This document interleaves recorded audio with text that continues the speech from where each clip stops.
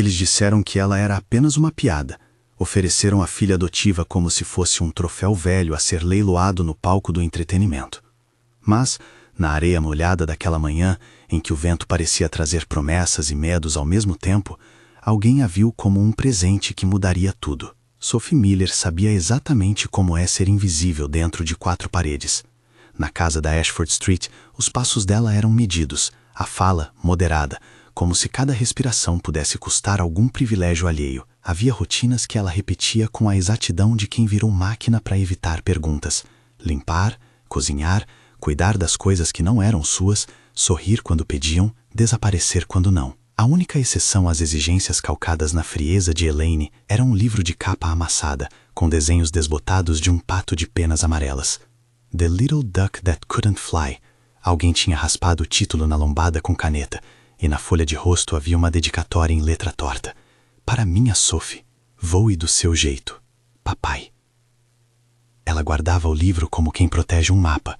Às vezes, tarde da noite, quando a casa dormia e os tossidos de Brianna soavam como borboletas nervosas atravessando o corredor, Sophie lia em voz baixa. Lembrava-se de como o pai, já há muito tempo, torcia a voz para fazer os patos falarem, e como o riso dele preenchia espaços que agora estavam permanentemente vazios. As palavras do livro não eram apenas história infantil, eram um pedaço de sangue, um lembrete de que ela um dia pertenceu a alguém que a amou sem cálculo. A carta veio numa manhã de chuva fraca, ainda antes do café ser posto na mesa. Um envelope brilhante, imprensado com letras douradas do programa que canalizava sonhos e manchetes. Choose, o jogo da escolha. Elaine o abriu com os olhos afiados que já haviam resolvido calculâncias e dívidas, a boca formando sorriso de vitória. Para Sophie, foi um diagnóstico disfarçado de oportunidade. Elaine falou como quem pedia permissão a uma peça quebrada da casa. É a chance da sua vida, querida. 5 milhões a família inteira. Uma garota de sorte pode nos tirar disso. Brianna bateu palminhas como se tivesse ganho um brinquedo novo. Sophie segurou o livro com força, sentindo o couro da capa entre os dedos, e balançou a cabeça devagar. Elaine tinha decidido que dinheiro justificava muita coisa. O valor anunciado era enorme o suficiente para pagar hipotecas, consertar carros, pagar cursos e, talvez, esconder um passado que mordia os calcanhares. Para Brianna, era uma passagem direta para o tipo de futuro que ela já desejava. Roupas melhores, amigos de classe alta, festas que não precisavam de desculpas. Para Sophie, significava apenas a necessidade de aceitar algo que vinha de fora, um roteiro que ela não havia escrito. Quando Sophie perguntou se realmente precisava ir, Elaine respondeu com a frieza de quem conta fichas. Você vai sorrir, você vai agradecer, e quando isso acabar, estaremos no lugar certo. Na manhã da partida, Sophie subiu no ônibus com o livro dentro da bolsa. A cidade ia ficando para trás em mosaicos cinzentos. As pessoas nas calçadas pareciam figuras de um filme distante. Ela observou crianças se pendurando nos galhos das árvores, um cachorro que corria com a língua de fora e um vendedor de jornal que partia seu próprio exemplar para oferecer manchetes gratuitas.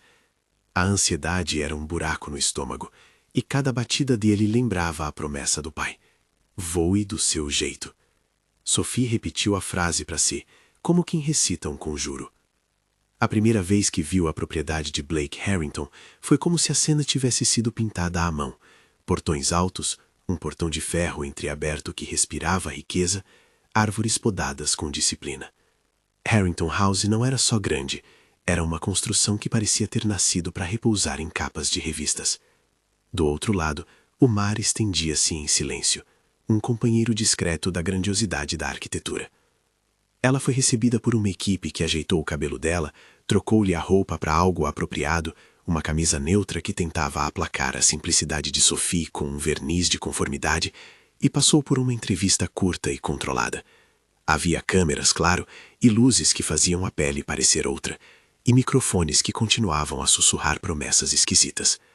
Sophie se sentia um bicho em vitrine, e o livro em sua bolsa era o único objeto que não parecia inserir-se naquele cenário falso. A noite antes da estreia do programa, houve uma sessão com os outros participantes. Entre sorrisos calculados e conversas de manual, Sophie conheceu Charlotte Davenport, alta, com um corte de cabelo impecável e um traje que dizia liquidou o guarda-roupa, não a personalidade. Charlotte tinha olhos que mediam possibilidades como se fossem ações na bolsa. Avaliava, comprava, descartava. Vivienne Hartwell, outra candidata, usava palavras como se fossem joias, polidas, encaixadas em conversas curtas para deixar espaço à admiração. As duas tinham treinado aquele tipo de confiança que nasce do privilégio. Sophie, do seu lado, permaneceu mansa. Trazia consigo a capacidade de ouvir com uma atenção que vinha de anos de exigir pouca atenção de volta. Quando Charlotte fez uma observação sobre o estilo de Sophie, rindo baixo, Sophie sorriu de volta, não por ter sido provocada, mas porque sabia que a gentileza às vezes apagava pontas afiadas. Ainda assim, aquilo tudo fazia um barulho no peito. No dia seguinte, uma manhã de ar claro e um mar que parecia todo próprio, Sophie decidiu caminhar pela praia antes de serem filmados. Levar o livro consigo era um ritual. Ela abria páginas no silêncio do vento e deixava que o cheiro de marisia se misturasse ao perfume de tinta antiga. Ali, sentada numa pedra, ela sentiu a areia fria nos pés e folheou uma página, até que o vento, impetuoso, arrancou o livro de suas mãos. O papel voou como um pássaro assustado e caiu na praia úmida, deslizando em direção ao contato entre areia e água, cada onda prestes a apagar as palavras para sempre. Ela correu, sem pensar. Sapatos viraram lama, vestido grudou no corpo e o livro deslizou para a beira do mar com um silêncio que lhe parecia uma traição. Antes que pudesse apanhar, uma mão firme se fechou sobre a lombada e levantou o livro do limite da água, segurando-o como quem segura a respiração de alguém. O homem que apareceu tinha a postura de quem andava por salas importantes, sem precisar que alguém lhe abrisse a porta. Olhos escuros, barba por fazer que o deixava humano, e por trás dos óculos escuros, um interesse que não era exatamente curiosidade, era análise. Você segura as páginas com carinho, disse ele, devolvendo o livro como se fosse devolver um bem muito particular. A voz era surpreendentemente simples, desprovida de ostentação. Havia algo modesto na inquietação dele, como se estivesse acostumado a pedir silêncio em salas cheias de vozes. Sophie parou, ofegante. Obrigada, murmurou. A água ainda pingava da capa e o vento cheirava a sal. Era do meu pai. Ele abriu o livro com cuidado e leu a dedicatória. O sorriso que apareceu nos cantos dos olhos dele foi curto, mas verdadeiro. Ele escreveu isso? Perguntou. Sim. Ela segurou a mão que segurou o livro instintivamente. Ele dizia que eu tinha que voar do meu jeito. Ele fechou o livro e por um segundo ficou tão quieto que Sophie achou que tivesse ouvido uma onda mais longe. Meu nome é Blake, disse ele. Blake Harrington. Aquelas palavras soaram como o nome de alguém que aparecia em revistas, um nome que Sophie havia visto entre manchetes e fotos em capas brilhantes. Mas ali, na areia, molhado do contato com o mar e com o livro na mão, Blake era apenas um homem que devolvera um pedaço de memória. Ele não falou de status, nem de câmeras. Ficou ali, por alguns minutos, observando como a luz brincava nas páginas amassadas. Ela tentou encaixar aquela presença num lugar que sua vida conhecia. Sophie, disse, simples. Havia uma hesitação na voz do rapaz que não pretendia participar de qualquer grande cena. Eles conversaram por pouco, sobre o livro, sobre como a história fazia o pato não voar no sentido que se espera, sobre as pessoas que ensinam a voar mesmo sem saber como. Blake escutava como se aquelas pequenas histórias fossem mais importantes do que qualquer coisa que sua agenda presumisse ocupar. Quando se despediram, ele ofereceu-se para caminhar um trecho com ela até a equipe do programa. Sophie aceitou sem pensar muito. A marcha entre coqueiros e o brilho do mar não eliminou a sensação de que ela havia sido posta sob um novo tipo de lente. A mão que devolvera o livro parecia carregar uma promessa de que nem tudo ali seria sobre exposição e troféus. Ou ao menos, era isso que Sophie queria crer. Voltando à mansão, tudo parecia maior, mais fático. Havia fotógrafos discretos, sussurros que se transformavam em notas, e microclipes que se moviam como insetos famintos por polêmica. A equipe de produção fez dela uma parte de um quebra-cabeça maior. Chamadas, apresentações, movimentos coreografados para que cada um ocupasse o espaço que a audiência esperava. Sophie tentou manter-se fiel a si, mas o traje, os conselhos de conversa interessante e os sorrisos treinados, tudo conspirava para que ela se tornasse uma versão lapidada do que fora na praia. A primeira noite oficial foi um jantar formal. A mesa comprida da sala de jantar parecia projetada para fazer as pessoas pequeninas. A toalha branca, os talheres alinhados, o cristal que refletia uma luz calculada. Havia um tipo de comida com nomes que pareciam feitiços: foie gras, espuma de algo, um queijo de aparência indecifrável. Sofia havia crescido com comida que confortava. Aquela era a comida que ensinava a classe. Quando um prato com queijos foi trazido, Charlotte observou com interesse afiado. Vivienne fez perguntas sobre procedência e alguns dos outros convidados trocaram olhares de aprovação, satisfeitos por ver como a noite seria de alto nível. O atendente ofereceu um pedaço de um queijo que parecia desafiar a noção de que queijo deveria apenas cheirar a lar e reconfortar. Sophie, tentando não parecer ignorante, cortou um pequeno pedaço. Ao aproximar o garfo, o sabor foi uma explosão, salgado, intenso, e não o tipo de coisa que fazia o coração recordar histórias de infância. Sophie, sem pensar, fez uma careta pequena demais para ser vista por muitos, mas suficiente para que Charlotte a enxergasse e, com voz baixa, murmurasse uma piada sobre gosto de aldeia. Sophie riu, fingindo entender o trocadilho, e foi então que alguém, de forma imprudente, inclinou a mão e derrubou um pedaço do queijo sobre a toalha clara. O som do tecido sendo atingido ecoou. Uma mancha redonda, amarelada, aterrissou como se fosse um selo de humilhação. O microfone mais próximo registrou o ruído, e entre os convidados houve um silêncio imediato, o tipo que aperta a garganta. Charlotte lançou um olhar que pedia punição para o responsável. Alguns riram, outros engoliram a risada, e o ambiente mudou de um jantar elegante para um palco de suspiros contidos. Sophie sentiu os olhares como se fossem pequenas agulhas. Sem pensar direito, ela pegou o guardanapo e, com as mãos trêmulas, tentou limpar a mancha. A cena foi rápida, imperfeita e humana. Alguém, de algum canto com um telefone, captou o momento. O clipe, em seu primeiro estado bruto, circulou pelas primeiras contas com sensibilidade humorística. A garota do interior comete um crime contra queijo gourmet. As legendas nasceram prontas para o humor.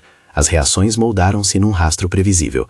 Piadas, memes, recortes que não sabiam a história por trás do garfo. Mas a internet tem maneiras próprias de surpreender. Enquanto alguns encontraram alimento para a zombaria, outros viram exatamente o oposto. A cena registrou uma pessoa que não sabia fingir, e ao tentar corrigir um erro alheio, mostrou-se delicada e ridiculamente real. Comentários começaram a aparecer em duas colunas, um lado nutrindo a chacota, outro confundido com a autenticidade de Sophie. A hashtag começou a rodar, primeiro pequena, depois com leveza crescente. Hashtag Sophie e o queijo. Não era apenas sobre o queijo, era sobre a expressão humana que atravessara a gravação e atingira o que havia de mais autêntico nas pessoas que, em casa, comiam suas próprias refeições, sem precisar de etiqueta. Do outro lado do espelho de vidro na sala de monitoramento, Blake viu o clipe. Ele havia pedido para ver algumas tomadas por curiosidade. Histórias, palavras, leituras. Quando a imagem do pequeno incidente apareceu, seu olhar não foi de riso, foi de observador. Ele viu as mãos de Sophie, os olhos que se encheram de vergonha, e quando ela tentou limpar, a tentativa de consertar algo que nem era dela. Houve um movimento quase imperceptível nos cantos dos lábios de Blake. Não era um sorriso de diversão, mas um reconhecimento. No instante em que a internet começou a discutir quem ela era, Sophie, sozinha no quarto que havia lhe sido designado, abriu o laptop cedido pela produção para ler mensagens de apoio e ataque em igual medida. Seu peito se apertou, porque pela primeira vez, as palavras que diziam respeito a ela vinham de anônimos ao redor do mundo. Havia meias hashtags que a descreviam como ingênua, e outras que a defendiam com ternura. Isso é honestidade pura. A multiplicidade de vozes agitou algo dentro dela. Medo, sim, mas também uma vertigem estranha de ser vista. Elaine, quando soube, sorriu com a eficácia de quem transforma cada som em oportunidade. Viu? Já estão falando. Isso significa audiência. Murmurou, com os olhos a brilhar de interesse. Brianna, longe, imaginou os vestidos que aquilo poderia comprar. Sophie, por sua vez, olhou para o livro que o pai escrevera. A tinta e lágrimas salgadas escorreram-lhe pela face. Havia constrangimento, mas também uma espécie de alívio. Algo dela, ainda que escancarado, fora reconhecido por outras pessoas.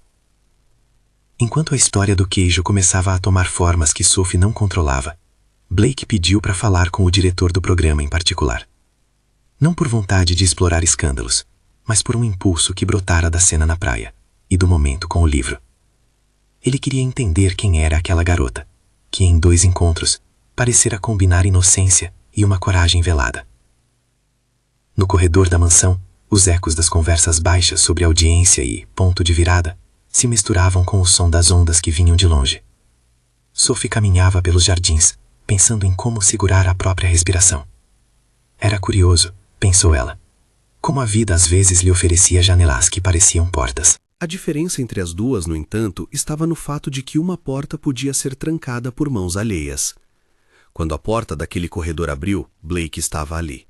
Não era a presença alta e distante das revistas. Havia algo menos calculado, uma curiosidade genuína nos olhos. Ele não veio formalmente, não trouxe segurança nem anúncios. Aproximou-se como se também quisesse apenas entender o que a cena do jantar havia mostrado. "Você está bem?" perguntou ele, como se perguntasse a um amigo que vira a cabeça inclinada demais. Sophie, surpresa de novo por ter sido vista sem artifício, tentou responder com leveza. "Sim, estou. Só a internet tem opiniões fortes." Ele olhou para o livro entre as mãos dela, e a expressão dele suavizou. "O que ele significa para você?" Sophie abriu a boca, e por alguns instantes deixou que a resposta viesse de algum lugar mais antigo.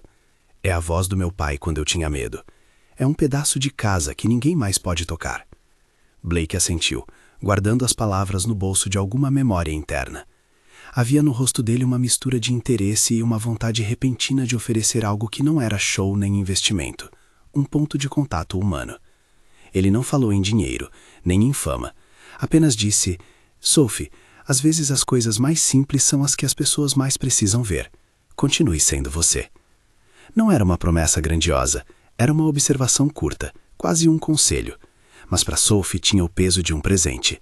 Ela sorriu de volta, e por um momento as linhas na testa que sempre lhe apareciam, traços de quem se acostumou a medir dores, pareceram se suavizar. Do outro lado da casa, nos laboratórios de edição e nas correntes que moviam o programa, o clipe do queijo continuava a fazer seu caminho por telas diversas. O que ainda ninguém sabia era que aquilo, que começara como motivo de riso, poderia ser o primeiro fio a costurar 2 vidas que, até então, viviam em tecidos muito diferentes. Se essa história está mexendo com você, escreve nos comentários de qual cidade você está assistindo. Quero saber de onde vêm aqueles que já torcem por Sophie. Os dias seguintes foram um turbilhão de pequenas cenas que cortavam a monotonia do grande espetáculo. Houve ensaios, entrevistas curtas e momentos de descontração forçada nas filmagens. Sophie conheceu, em conversas rápidas nos corredores, pedreiros de emoção humana. Um fotógrafo que a olhava com ternura, a assistente de produção que lhe emprestou uma canção para o travesseiro, uma maquiadora que a tratou com paciência, como se cada rosto fosse uma tela única. A cada interação, ela guardava fragmentos de bondade como algas preciosas na memória. Blake, por sua vez, encontrava pausas para observar. Não era interesse de tabloide, era atenção quase clínica. Ele pedia relatórios curtos à sua equipe sobre as tendências nas redes sociais, não para capitalizar sobre elas, mas para entender o que havia de genuíno naquela atenção. Em conversas rápidas com seu assistente, usava termos práticos e diretos, mas sua voz carregava um tom que indicava algo mais. "Há algo nela que não entra no figurino de programa", dizia. O assistente, acostumado a decisões transacionais, notava que o patrão não apenas falava do alcance, mas do sorriso que Sophie deixava quando falava do livro. Em uma tarde de gravação, Sophie teve que participar de uma tarefa que rendia aplausos fáceis, descrição de objetos de luxo. Charlotte arrasou com monólogos sobre viagens e joias, e Vivienne entoou um discurso de fluidez e charme. Quando foi a vez de Sophie, ela levou consigo o livro, não por ser esperta, mas porque o objeto era uma espécie de amuleto que queimava calafrios. Em poucos minutos, ela falou sobre livros usados e de como cada um trazia uma história que merecia ser lida por alguém novo. Falou de bibliotecas de bairro, de como uma história lida com uma xícara de chá poderia mudar a manhã de alguém. Não foi um discurso polido, foi uma fala terna, cheia de imagens do cotidiano. E, por incrível que pareça, o público respondeu com um ruído que não era apenas riso. Houve palmas e algumas lágrimas discretas na audiência. Blake viu o pedaço, viu como as métricas subiam, mas o que prendeu a atenção dele foi a maneira como Sophie mencionou biblioteca de bairro, como se fosse um desejo viável, não apenas um devaneio de quem nunca tivera escolhas. Era uma promessa sussurrada, e promessas sussurradas costumam ter mais poder do que discussões vistosas. Mas nem tudo transcorreu sem sombras. A televisão e as redes sociais possuem um apetite que tende a transformar qualquer gesto humano em moeda. Quando o público passou a comentar mais do que o esperado, as estratégias se rearranjaram. Produção conversava com investidores, patrocinadores enviavam propostas, e as conversas nos corredores mudaram de tom, do artístico para o econômico. Sophie, observando essa mudança, sentiu que algo mais velho e frio se aproximava. Ia além das câmeras, envolvia decisões sobre quem receberia o tal benefício prometido, quem seria alçado à fortuna ou ao esquecimento. Numa manhã em que o vento soprava forte e as ondas batiam com mais determinação, uma reunião em um salão fechado falou de contratos e de cláusulas sem mencionar o nome de Sophie. Havia palavras como compliance e verificação, moedas de um mundo que transformava pessoas em papéis. Para Sophie, aquilo era distante e assustador. Para Helene, teria sido a confirmação de que as engrenagens se moviam conforme o plano. E o plano, enquanto isso, ainda escondia artimanhas que fariam da garota que só buscava voar do seu jeito uma peça em processos que ela não escolhera. Na cozinha, Sophie pegou o livro, leu mais uma vez a dedicatória e pediu, mais para si do que para qualquer outro: "Eu só quero um lugar para ler para as crianças." A cidade parecia grande demais para um desejo tão pequeno, mas naquela simplicidade havia uma força que ninguém, até então, soubera medir.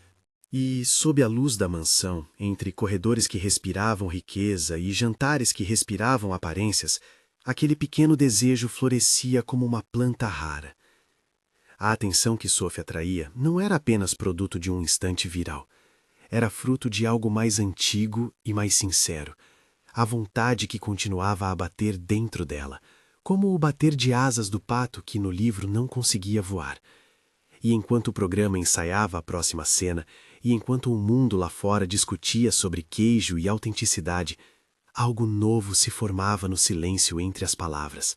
Um interesse que não sabia ainda como se chamaria, mas que tinha o poder de mudar direções. E quando as luzes baixaram por aquela noite, Sophie deitou-se com o livro ao lado, sentindo o peso das palavras não como uma âncora, mas como uma asa que se preparava para abrir. Do outro lado da casa, alguém observava a mansão do alto de seu escritório, vendo em telas imagens que se repetiam. A curiosidade tornava-se expectativa, e a expectativa uma pergunta sem resposta. O que aconteceria quando a escolha fosse anunciada? Quem realmente receberia o presente que a vida colocara sobre a mesa? E o que aquele presente significaria para quem o recebesse? A maré subiu. As conversas espalharam-se. As lentes continuaram a filmar. E entre uma cena e outra, Sophie mantinha o livro junto ao peito, repetindo baixinho a frase do pai: "Voe do seu jeito." A resposta ainda viria, em formas que ninguém poderia prever por completo. Mas alguém já começava a perceber que aquilo, de piada, tinha pouco, e de presente, muito. A maré subiu. As conversas espalharam-se. As lentes continuaram a filmar. E entre uma cena e outra, Sophie mantinha o livro junto ao peito, repetindo baixinho a frase do pai: "Voe do seu jeito." A resposta viria, embora ainda não soubessem em que forma. O que sabia era que a vida começava a puxar os fios ao redor dela, nem sempre para puxá-la para cima. Nas semanas que se seguiram, o programa girou em torno da narrativa que as redes ajudavam a costurar. O clipe do queijo se desdobrou em reportagens, podcasts, perfis curtos em que colunistas tentavam transformar a autenticidade em análises de mercado. Havia quem risse, claro, mas também quem visse nela uma lembrança do que é humano, uma qualidade rara naquele palco de sorrisos ensaiados. Sophie aprendeu, às vezes com prazer e mais vezes com espanto, que a exposição é um espelho que devolve imagens que nem sempre reconhecemos. Às vezes o reflexo sorria para nós. Às vezes apontava coisas que precisavam de conserto. Blake, nos dias após o jantar, passou a aparecer com mais frequência nos cantos comuns da mansão. Não fazia gestos grandiosos, não transformava a atenção em espetáculo. Permanecia observando, fazendo perguntas curtas à sua equipe, lendo relatórios. Às vezes pegava uma xícara de café e se sentava onde era possível ver Sophie sem parecer que a vigiava. Ele se interessava pelos detalhes que pareciam menores aos outros. O modo como ela arrumava os livros no camarim, a calma com que respondia a entrevistas ao vivo, as mãos que sempre encontravam a dobra de um guardanapo impossível de estar exatamente no lugar certo. Sophie, por sua parte, tentou manter a própria lógica, trabalhar as cenas, responder com sinceridade quando possível, cuidar das pequenas coisas que davam sentido às horas em que a câmera não apontava. Havia momentos de cansaço, em que o corpo protestava e a alma reclamava um canto sem ruídos. Outras vezes, descobria-se a rir alto com os colegas, surpreendendo-se com a velocidade com que se fazia parte de um microcosmo que era ao mesmo tempo estranho e de modo imprevisto, caloroso. A presença de Blake, tão discreta quanto insistente, complicava sentimentos que ela havia guardado sob o tecido fino da rotina. No meio desse turbilhão, a produção planejou um episódio que prometia tensão, uma prova em que as participantes teriam que criar gestos de generosidade para comunidades locais. A ideia por trás da estética era interessar a doação como enredos emocionais.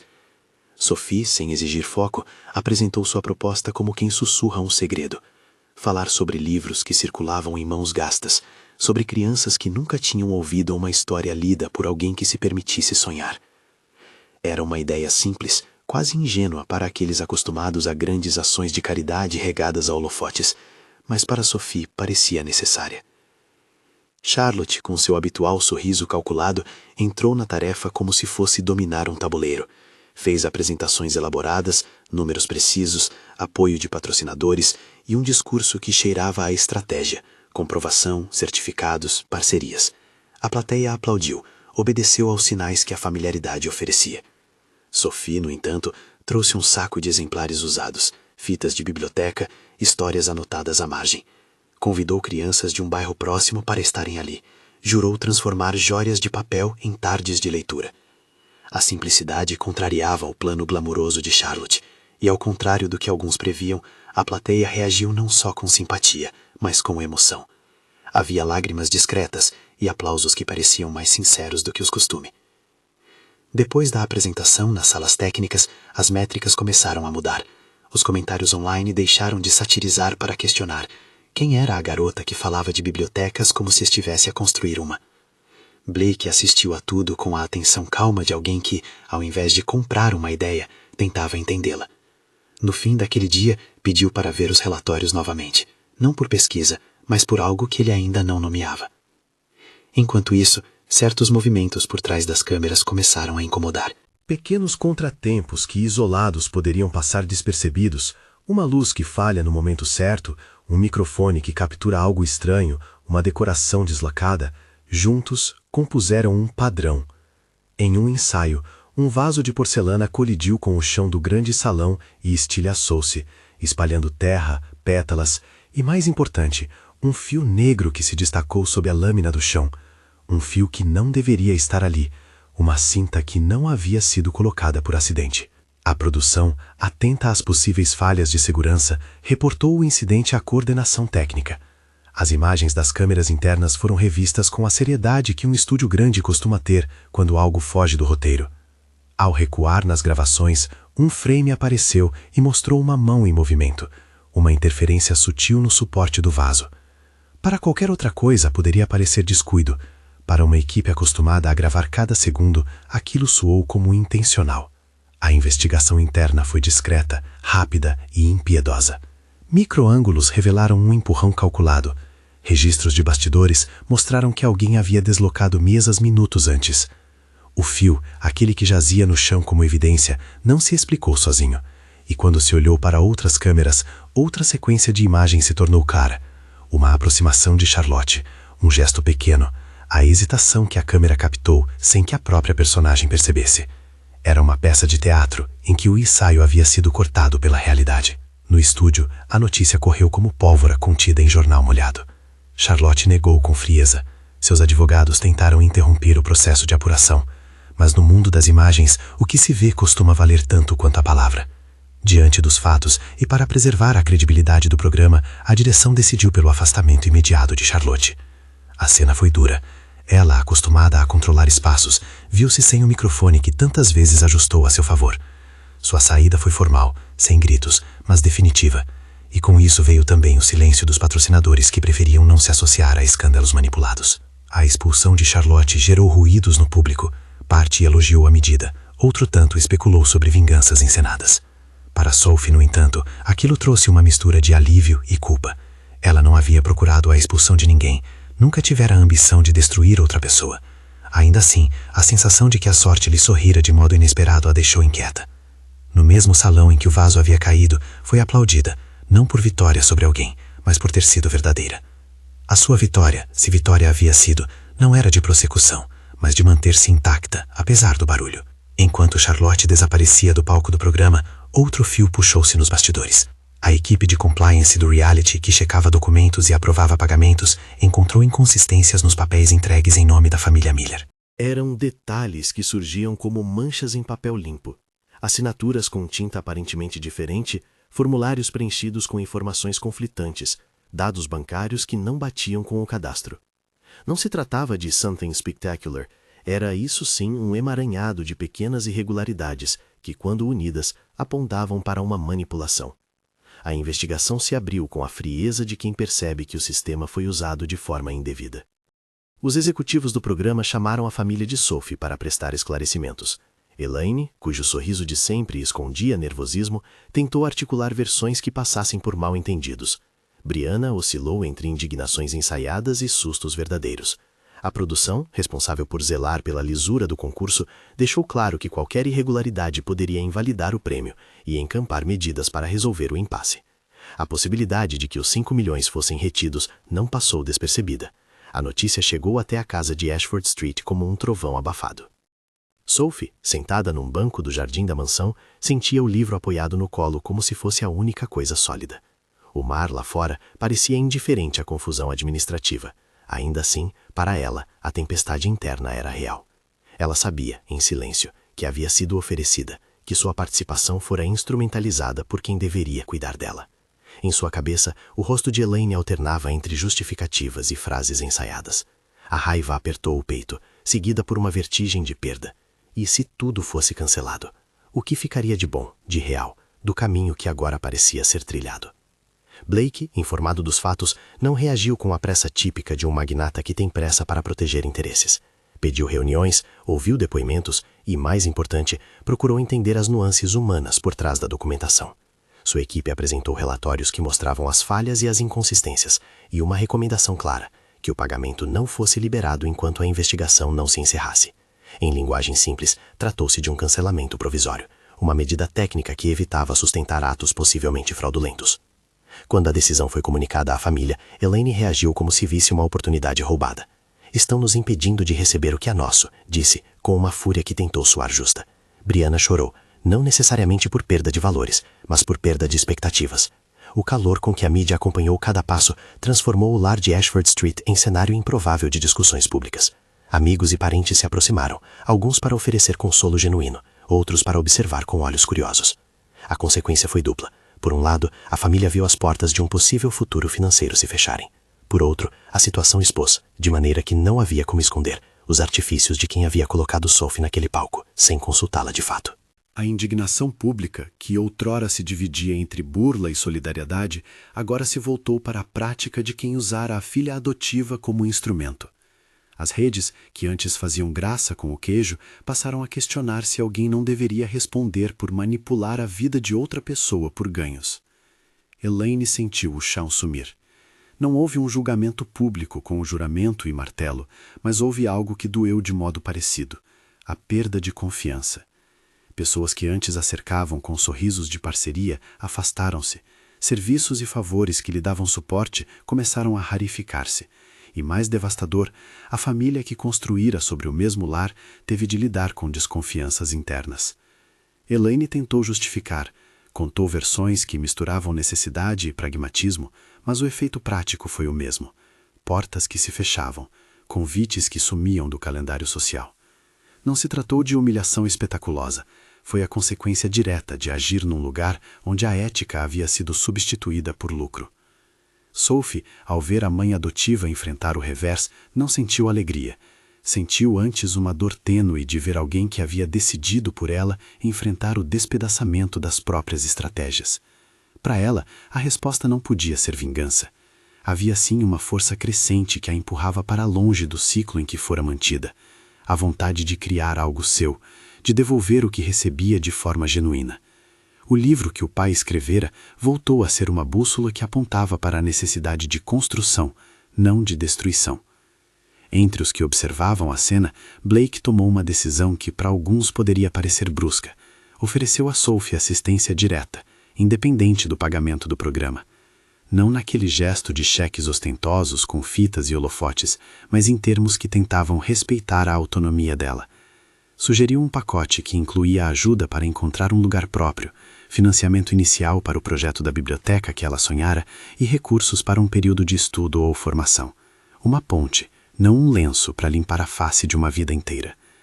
A oferta, feita sem câmeras e com a delicadeza de quem procura não ferir orgulho, veio em uma sala de reuniões pequena, longe do burburinho, onde o mar podia ser ouvido como quem escuta um discurso lento. Sophie inicialmente ficou em silêncio. Aceitar dinheiro, pensou, poderia parecer trair o que ela sempre imaginara, que o trabalho duro, e não a sorte, deveria moldar um futuro.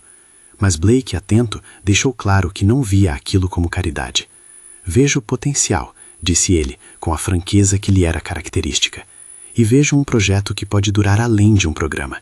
Queria que você tivesse escolha. Ela olhou para a capa amassada do livro, tocou a dedicatória com o polegar e respondeu com simplicidade. O que eu mais quero é um lugar para as histórias. Não quero que isso vire mercadoria. Não precisa ser mercadoria, replicou Blake. Pode ser um lugar de verdade. Você decide como usar. Eu apenas ofereço o que puder para tirar do caminho coisas práticas. Aluguel, mobiliário, livros, uma contratação inicial. O resto é seu. A oferta não veio sem resistência. Sophie fez perguntas, exigiu garantias de que não seria empurrada para um modelo que ela não reconhecesse. Quis saber detalhes, quis autonomia. Blake, de modo surpreendentemente generoso, aceitou condições. O nome da biblioteca seria escolhido por ela, as decisões editoriais seriam suas, e ele se comprometeu a ficar em segundo plano, apoiando sem liderar. Não era uma dádiva que curava feridas, era uma mão estendida para erguer alicerces. Ao mesmo tempo, a produção do programa tratou de corrigir procedimentos e de expor as irregularidades com linguagem técnica, evitando o sensacionalismo vazio. O pagamento que fora prometido à família foi retido por inconsistências de documentação e necessidade de verificação adicional. A frase, seca e sem adjetivos, significou muito. Quem manipulou o sistema perdeu a chance de lucrar fácil. Para Elaine, foi um golpe prático, e para a família, uma lição de que, quando se aposta a dignidade em troca de dinheiro, as consequências surgem, mesmo que sem tribunal. No público, as reações foram mistas. Houve quem apontasse o dedo com vigor, quem defendesse com paixão, quem construísse narrativas sobre redenção. Para Sophie, a repercussão não deixava de ser um teste. Muitas vozes agora opinavam sobre como ela deveria viver a própria liberdade. Sua decisão de aceitar a oferta de Blake foi anunciada em uma conversa simples, depois de noites de insônia e de longas caminhadas pela praia, e acompanhada por um compromisso pessoal. A biblioteca seria um lugar para todos, não apenas para quem pudesse pagar por ingressos ou publicidade. O episódio da expulsão de Charlotte trouxe ainda outras consequências. Ela enfrentou a realidade de que as salas que antes a recebiam com tapete vermelho deixavam de ser acolhedoras quando o público descobria a manipulação.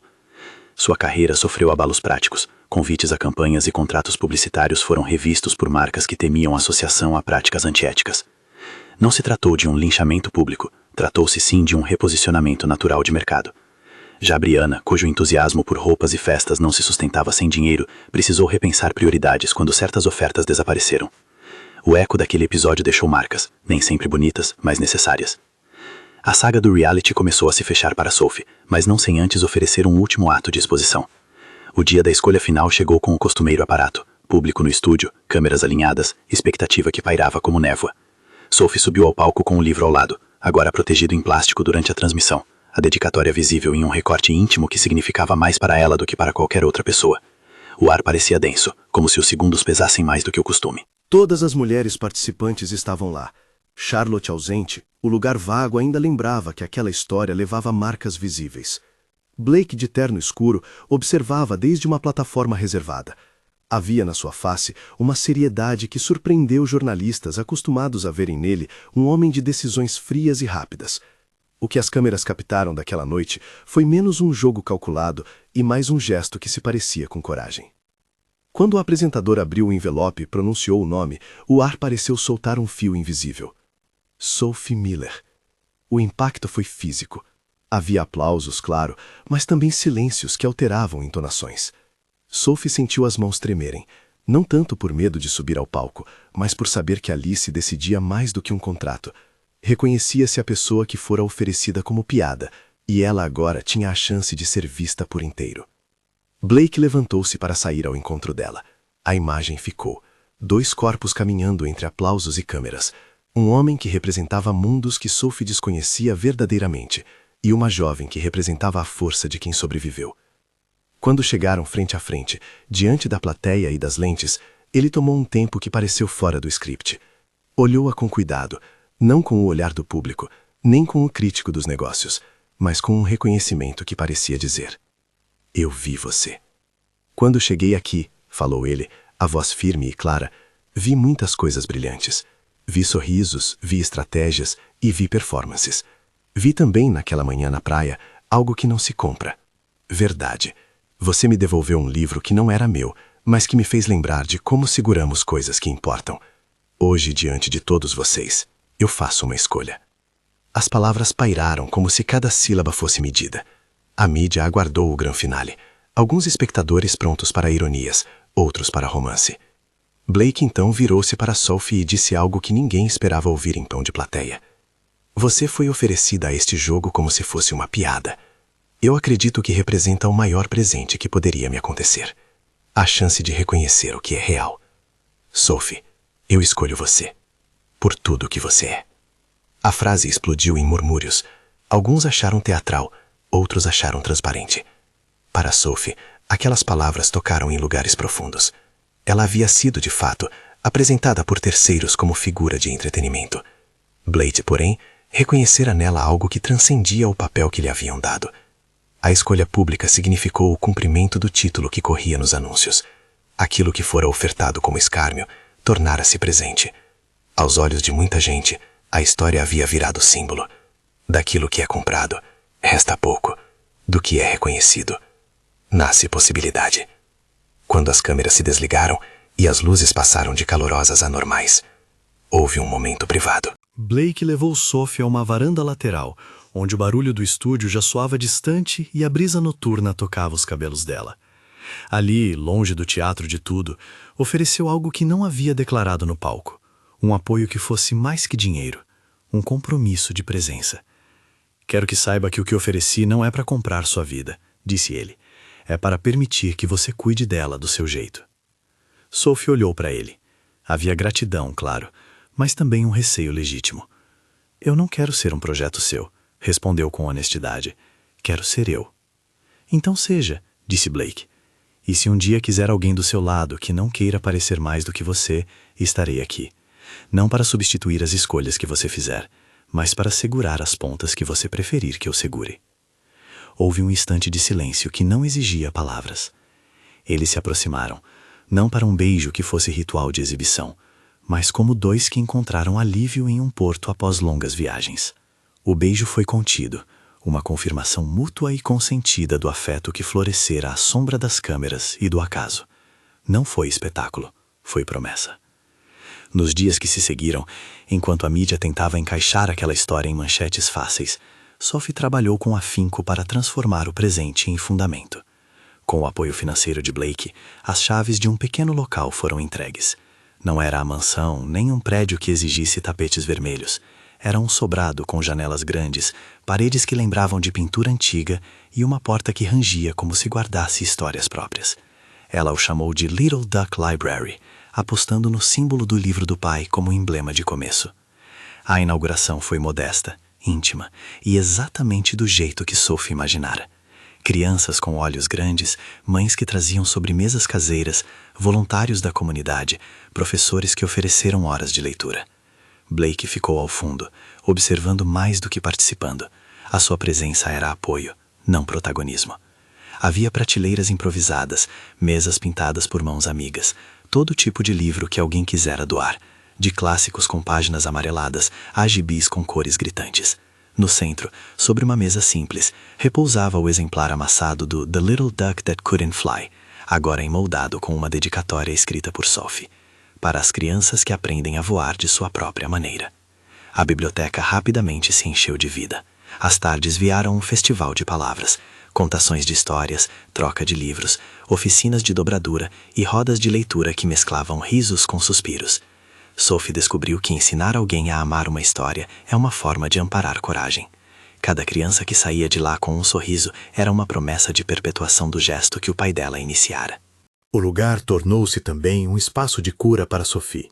Cada vez que lia para uma plateia pequena, sentia o peso do passado diminuir, como se as palavras tivessem o poder de rearrumar ossos que uma vez doeram. O relacionamento com Blake evoluiu devagar, com escolhas conscientes. Eles conversaram muito, discutiram gestos e limites e decidiram não acelerar nada que pudesse estragar o que construíam. Ele a acompanhou em eventos da biblioteca não para posar, mas para carregar caixas quando necessário. Ela, por sua vez, conheceu a rotina dos escritórios dele, viu palestras em que ele falava da empresa e entendeu que o mundo dele era vasto e complexo. Aprenderam a andar lado a lado sem que um necessariamente ocupasse o espaço do outro. Enquanto a vida de Sophie se desenrolava, as consequências para Helene continuaram a se desenhar. A perda do pagamento prometido fez com que ela avaliasse escolhas. Não houve ruína espetacular, houve, isso sim, afastamentos e a necessidade de consertar relações quebradas. Brianna, por sua vez, teve de encarar dias sem as mordomias que imaginara. Aos poucos, mãe e filha adotiva de outrora tiveram conversas ásperas que, com o tempo, abriram a possibilidade de reconfiguração. Sophie, sempre hesitante na relação com Elaine, não buscou o perdão automático, estabeleceu limites, ofereceu ajuda prática para que a mulher pudesse reestruturar-se, mas não aceitou retornar àquela dinâmica antiga de invisibilidade e controle. Charlotte, apesar de afastada do programa, não desapareceu do radar público. Alguns meios de comunicação especularam sobre sua carreira, alguns contratos foram revistos, ela mesma passou por uma reavaliação pública. Com o tempo, procurou formas de reconstruir a imagem com trabalhos voluntários e exercícios de empatia pública, tentando mostrar que havia aprendido com o erro. Ninguém precisou declarar-se mártir, a consequência foi, em grande medida, profissional e social. A Little Duck Library, no entanto, foi o que mais falou ao coração das pessoas. Tornou-se um símbolo de transformação não apenas para Sophie, mas para a comunidade inteira. Voluntários se revezavam, escolas marcavam visitas, editoras locais fizeram doações. A biblioteca ganhou uma dimensão que ultrapassou a simples entrega de livros, passou a oferecer oficinas de escrita, cursos de alfabetização para adultos e até um cantinho onde os pais podiam trocar experiências de criação. Às vezes, à noite, Sophie fisgava uma cadeira próxima à janela e olhava o exemplar com a dedicatória. Aquilo não era, afinal, um troféu. Era um mapa. Blake, por sua vez, viu-se transformado em outro homem. O convívio com Sophie mostrou-lhe que gestos concretos, de longo prazo, têm impacto maior do que manchetes passageiras. Aprendeu a reduzir pressa em favor de presença. Em alguns momentos, admitia que a biblioteca havia sido mais instrutiva para ele do que qualquer conselho corporativo. Os dois passaram a construir uma relação em que a generosidade era menos sobre quem dava e mais sobre como se fazia para que o gesto possibilitasse autonomia. O casamento aconteceu 2 anos depois, numa manhã em que o mar sorria em tons de aquarela. Não foi cerimônia de capa de revista, foi uma celebração simples na praia onde tempos atrás ela perdera o livro para as ondas. Havia convidados íntimos, as prateleiras da Little Duck Library mandaram flores, e as crianças leram trechos do livro que havia unido tudo aquilo, às vezes com vozes trêmulas, às vezes com risos que enchiam o ar. Blake não apareceu com ostentação. Veio com flores simples, mãos limpas e olhos que carregavam um respeito que nas palavras soava sincero. Sophie usou um vestido que permitia que a brisa tocasse os cabelos. Não havia tapete vermelho nem promessas vazias. Apenas 2 pessoas que decidiram seguir juntas. Naquela manhã ele a olhou e, sem a carga das luzes fortes, disse algo que simbolizava o percurso. Eu encontrei em você algo que não sabia que procurava. E isso, Sophie, é um presente. Ela sorriu. E naquele sorriso estavam todos os momentos que a vida lhe trouxera.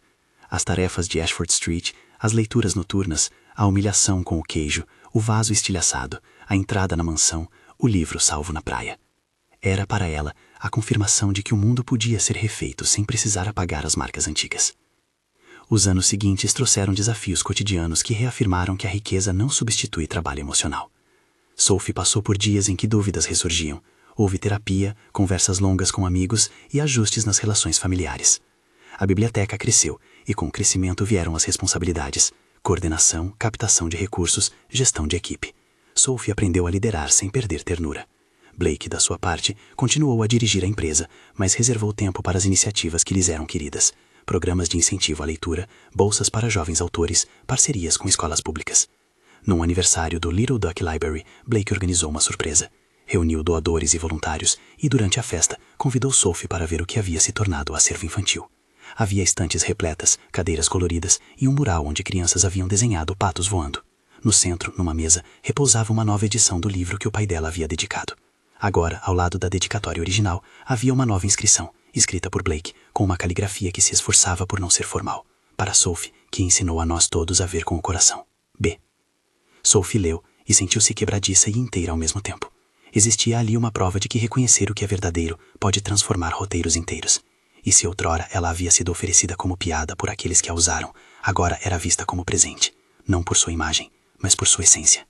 O loop estava fechado de um modo que aquilo não era vingança, era justiça poética, redonda e serena. No fim, o que persiste foi o gesto, o livro amassado, a dedicatória do pai, as rodas de leitura, a menina que aprendeu a controlar a própria voz. A história de Sophie não virou receita de sucesso ou de riqueza automática, virou algo mais concreto, um espaço onde a palavra fazia ponte entre pessoas. Blake continuou a ser empresário, Sophie continuou a ser leitora, e juntos foram um lembrete de que a generosidade verdadeira não é aquela que apaga a autonomia, mas a que a potencializa.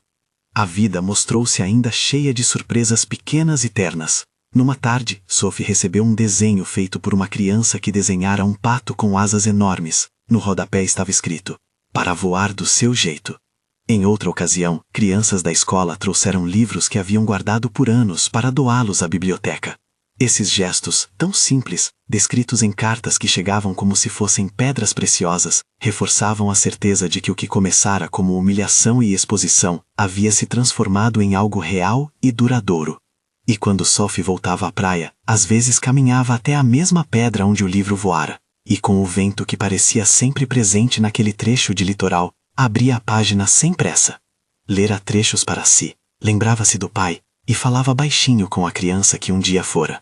Pensava naquele momento em que fora ofertada por outros, e sem ressentimentos vazios, agradecia por ter encontrado quem, ao ver nela algo que a própria família não perceberá, escolheu dar-lhe o que mais precisava: a liberdade de escolher.